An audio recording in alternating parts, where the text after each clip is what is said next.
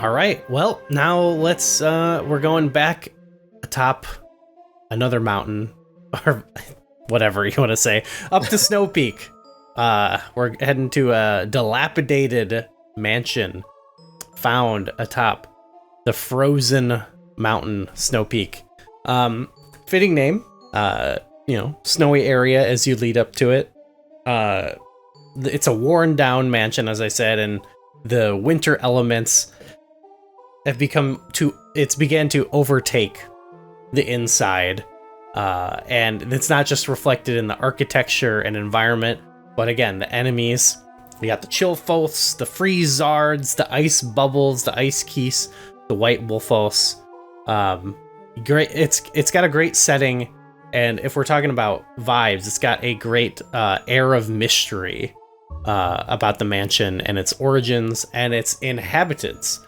You're actually led there before you even go there. You're led there by Ito, who's this like Yeti-like guy. And snowboard down the mountain with him. Your snowboarding section. We've got skating, snowboarding. It's a extreme sports type of game. So this is basically GTA Legend of Zelda. Absolutely, yeah. So it's like, in terms of having a story that connects it, it's like, so we find out after the last dungeon, we were heading to the Mirror of Twilight, and now it's been broken into pieces, and he's like, I got a piece. Come, I gave it to my wife, Yita, and he leads you there. You meet Yita, and she's been made sick by the mirror, and they have it locked away in her room. And so the rest of the dungeon is searching for the bedroom key, which is the boss key, and getting often instead finding soup materials to help her sickness, because her lovely husband is cooking a nice stew for her. So it's pretty guided. Like, she's often like, go this way, and like more of the dungeon opens, and normally to me that'd be like red flag, but I actually think navigating this dungeon requires some careful consideration. You move about the rooms in unconventional ways because there's ice and snow. You have to like destroy the ice using like these cannons that are throughout the dungeon. And eventually the ball and chain, this is an example of like where you get the item from like a mini boss, Dark Hammer. Pretty memorable mini boss fight, I would say. Like, yeah, one of the more memorable ones. Fighting this big ball and chain soldier. That was cool to just be like, oh yeah, we're bringing the ball and chain soldiers back, basically. And you're gonna get it afterwards. Yeah, that is very true. So yeah, it leads to these puzzles where you have to like transport. You've got the cannons, and they have to be loaded with these cannonballs, but you have to like transport them across parts of the level to then shoot and break ice in another part of the level of the dungeon. So usually you have to like backtrack to some areas, and you actually do have to kind of understand the layout of the structure. So to me, even though it is guided at first, like, it actually becomes, again, not complex, but like some of my favorite dungeons, you have to actually understand the layout, and it can be tricky to find where you're going. So, then at the end, you accompany Yita to the bedroom where the Mirror of Twilight rests, and it's not just a sickness; she's got a possession, and the mirror. She wants you to not take mirror, and take mirror. Not take mirror, and that turns her into the Twilight Ice Mass Blizzetta. And you've got this giant ice structure, tries to surround you with pillars of ice. It's kind of like the Deku Toad or whatever, where you kind of have to look down on yourself and avoid. You have like a reflective ice surface that allows you to kind of anticipate her attacks, use the ball and chain to clear the pillars, and eventually smashing her with the ball and chain. And you get a nice little scene when they reconnect in the end, like a nice romantic, sweet scene between Ito and Ita. Corey, I kind of just ran through it quick there, but do you have anything else to add? I feel like that sums it up pretty well. This is, it's funny because we've talked about one of the things Twilight Princess does very well, possibly better than any other game, is like giving you a through line for each individual dungeon. And this potentially could be the strongest one in the entire game. Like from the point where you meet Yeto, like all the way down through, it's such a fun, like you're helping this couple, and then all the way through to the end of the boss fight, even after you beat Yetta, like Yeto comes back and like shoves you aside and is like, "Oh my Yetta!" And like they're hugging and kissing and there's hearts flying everywhere, and it's like the final fight literally takes place in their bedroom. And it does, this dungeon does the Twilight Princess things, where it's like big spectacle.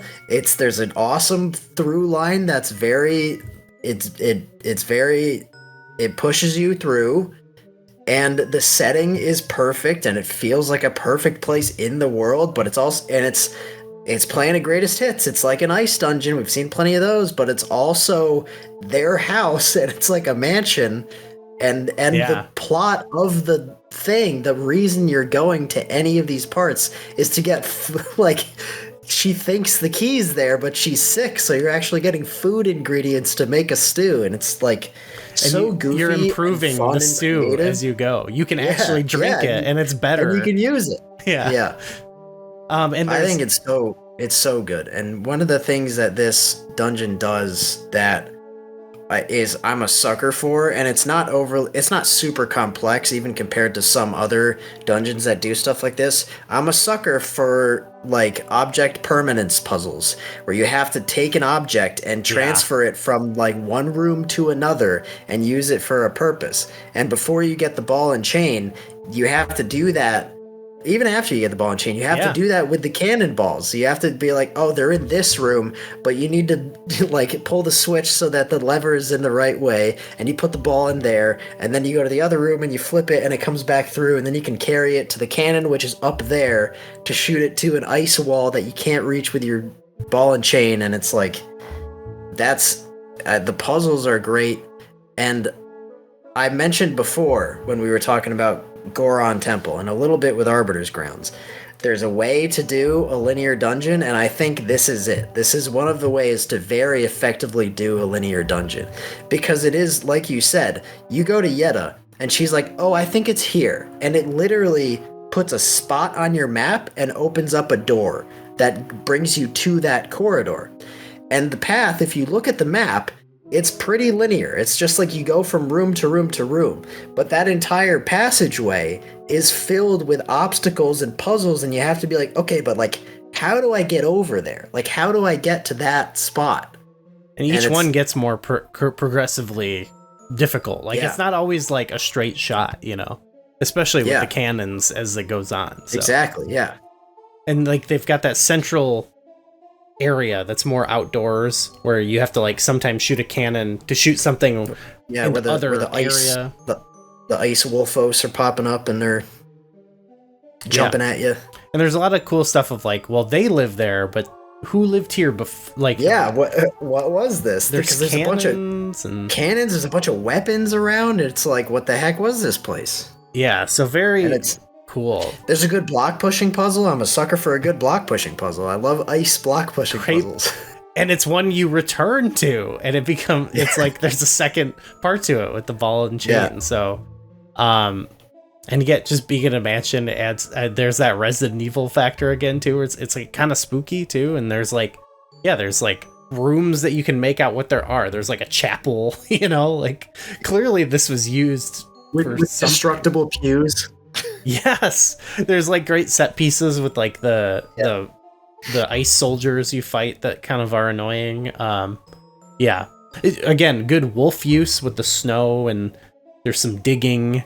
The Freezards are these big awesome enemies. There's ice rooms. For me, so I'll start the ranking, because to me this is like the platonic ideal for me of like a Twilight Princess dungeon, where it has both the vibes and like the heavy, like cool navigation, let's just say. So I put it all the way at number 5 in my top 5. It's my favorite in the game, and I was just like, yeah, it just reminds me of some of my favorite dungeons where it's like it you can get like lost in this even though you're told exactly where to go. And you have to actually put two and two together to figure out a couple things, and it also exceeds on vibes. And it reminded me of Eagle's Tower. You mentioned like that taking a ball to like destroy things and object permanence. So how about you? Where would you go?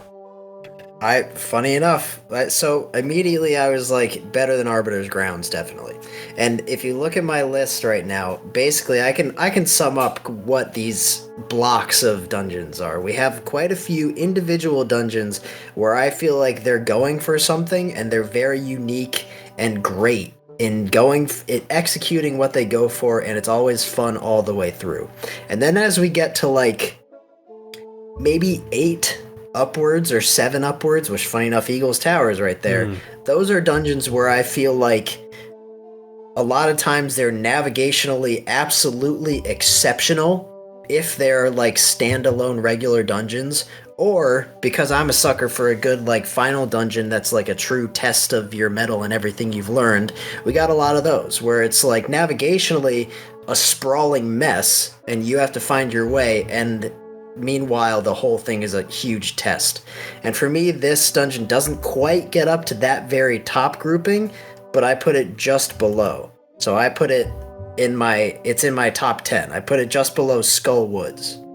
Okay. Because I do think this is another one where it's exceptional and it executes what it's going for. And I think generally I just prefer, well, Tower of the Gods is up there, and there's another dungeon we'll talk about, but I like standalone dungeons. Typically, when they're navigationally exceptional, it's usually ones that are like very non-linear and very branching paths and very creative. But this is like I in a similar way to what you said, like this is kind of an ideal version of like a very thematic linear dungeon for me, where it's linear, but it's like none of it feels that way. You don't feel restricted in a way that inhibits your gameplay experience.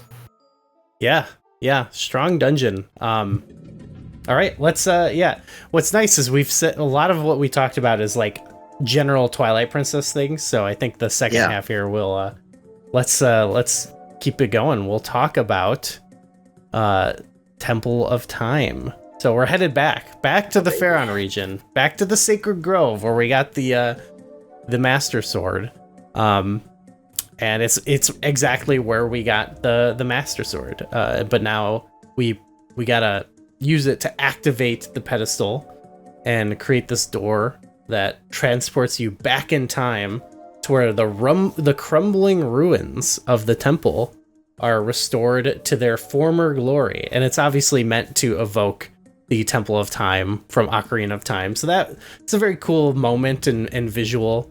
And a lot of booby traps in the dungeons, and like Tower of the Gods, I feel like a lot of like automatons. So your Armos, your Beamos, you got blade traps and rolling spikes, and a lot of the puzzles revolve around controlling these mechanisms, especially once you get the dungeon item.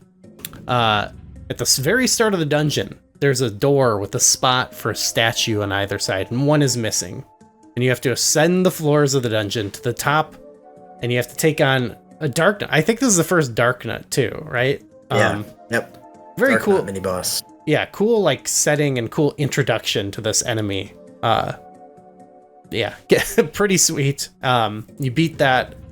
You get the Dominion Rod, and that's where things change. You can now control statues, and there's one statue in particular you have to accompany all the way back. And although this is the most like it's like drawing attention to the fact that it's linear intentionally. Yeah. Yes. And the reason is, on the way back down, bringing the statue down changes the whole dynamic of the dungeon. And I know that's got to be like your favorite thing about this, right? Love it. And we'll just talk about the boss and we'll rank it. So you got this Twilight Arachnid Armagoma.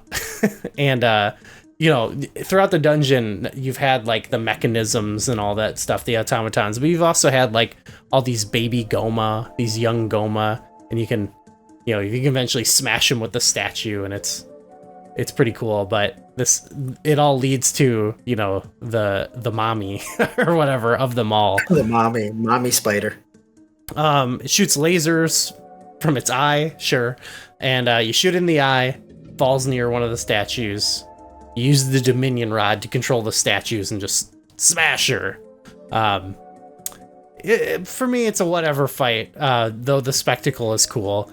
I do like after you destroy it how it goes down to just being the eye and all the little baby Gomas hatch, and it's this kind of comical part that I enjoy where you have to like try to chase it down, or there's a lot of ways you can actually kill it, and I think that's pretty fun. But that's the general gist of the dungeon. Like, it's linear, but it's like got this strong sort of gameplay element with the statue. So maybe we could just go right into the ranking. Corey, I'll kind of let you take the lead because I know this is a strong one for you. I think it's funny coming out right off of Snowpeak Ruins, which is possibly the ideal, one of the best ways to do a linear dungeon. I think this dungeon might potentially be the best linear dungeon in all of Zelda. Like, this is the way to do a linear dungeon, because you're right, it 100% calls attention to the fact that it is linear. It's designed that way. It's supposed to feel like a gauntlet. It's literally a big old tower. And I'm also a sucker for big old towers. We've talked about that too. You'll notice Tower of the Gods is up there. That's relatively linear. It's very strong thematically. I love the way it's sectioned out, and it's honestly, it's like you're moving statues and stuff, so it's not too. It's not a coincidence that like that's in the area where I'm looking, I think. And what I love so much about this dungeon is it's twofold. One is exactly what you just said. Going up, it's entirely a gauntlet. You have the Dominion Rod, and you use it to move statues and do stuff like that, and it's like, that's a great way to solve puzzles, because you have to think. It's another one where the entire dungeon is like those sections of Snowpeak that open up to you, but you have to be like, okay, but there's obstacles and there's puzzles and there's like scales, and I have to spin certain things a certain way to get to that part of the room, and it's literally a gauntlet just going up and up and up and up till you get to the top. And then you get that big old statue guy, and then it becomes literally like a co-op game. It's like you and the statue, and it's so satisfying because all of these blade traps and BMO statues and enemies and gates that were inhibiting you before from progressing, you can put the statue in front of you and just smash them all to bits with the statue guy, because his big old hammer destroys like everything.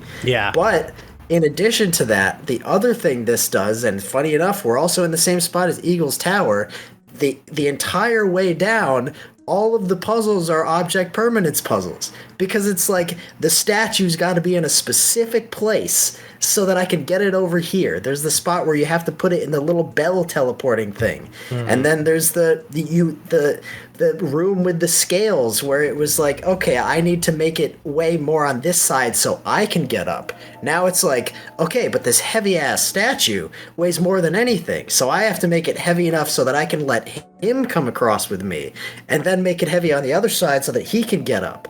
And then like there's a room where it's like another big like central room where there's like a platform that goes up and down, and it's like I gotta get him over here so that I can then move the platform down so that I can then get him over there, and it's just you transporting this big guy all the way back to the spot in the beginning so that you can progress to the end. And it's so much fun. It's such a clever design for me, and all of the puzzles are like straight up pure puzzles, like literally scale puzzles where it makes you think. And I feel like it's fitting that the theme of this, the musical theme, sounds like you're on a game show or something. It's like dun dun dun dun dun dun dun dun dun dun, like you're taking a quiz or something like that. So I'm a huge fan of this dungeon. I put it at number 6, right above Tower of the Gods. All right, you're gonna hate me, Corey. Oh no! All right, I want to preface this with, people don't give this dungeon credit. Like, it's way better than a lot of people like talk about it. You know, like they're like, oh, it's linear or whatever. Everything you say, I pretty much agree with. I will say I don't love like I like the scale thing. I don't like that boss key, like the missable boss key. Like, I feel like if the dungeon was with the spinner or something, you have to use the spinner, right? And you can kind of miss it on your way back down, because you can't get it on your way up, I don't think. Or maybe you can. I think you can. I think you can get it either. Okay. I feel like it's still like is a bit, I'm like, it should just commit to the linearity and just, you know, like but that's minor. I can see that. Truthfully though, the way I ranked this was I actually just thought about it. I thought about it compared to all the Twilight Princess dungeons, and I was like, you know what? I like pretty much all the dungeons more than this one. You know, I don't mind. I actually think the linearity works well here. Like I said, you did kind of talk me up that I could see this being better than Goron Mines, but at the end of the day, like I mean, I genuinely like really, I know I didn't seem like it maybe, but I love Arbiter's Grounds, I love Forest Temple, I love Lake Bed, and those just have a little bit more of what I am looking for. So I did rank it below Goron Mines initially, so I'm sorry. How? Just below though, because that's when I got caught up though. What do you not like about this dungeon? It's again, it's just not my taste is more like I like these other dungeons, like in terms of this one's pretty strong with the aesthetic, but I like the other ones more. And then obviously I like a little bit that I love the through line of the stories. I love kind of the somewhat openness.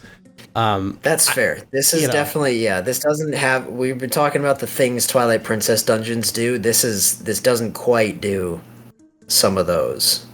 Though I could see like this, I'm trying to think, where did I put like Tower, where does this go with like Tower of Hera? Tower of the Gods. Oh, Tower of Hera. Well, Tower of the Gods too, but Tower of Hera is I think a really cool dungeon that's linear, and I think I have this much higher. It would be interesting. We should like do a list where we find, I got Tower of the Gods 27. Like, I can actually see that fitting in with there. And I actually thought about it compared to like Ganon's Castle and Spirit Temple, like those having a lot of, like, I could see it in this range as well. So like, I feel like I kind of like, it was really the Goron. This might be my Unicorn's Cave. See how I have that ranked here too low, where it's like, oh, I kind of regret it instantly. But again, if this was tier list, these are all relatively close. So I'm going to stick with it because I don't feel that bad about it.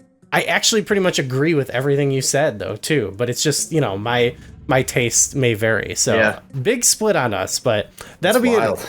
Maybe we'll have to do that eventually too, is like when we have our lists, look at each dungeon and be like, what are our biggest disparities? That'll definitely be one. That. So I like that. But look, this is still like, it's a really good dungeon, I still think. And again, I think people are wrong about it often. So you're in the top half of all dungeons, just barely. Yeah. And look, there'll be more.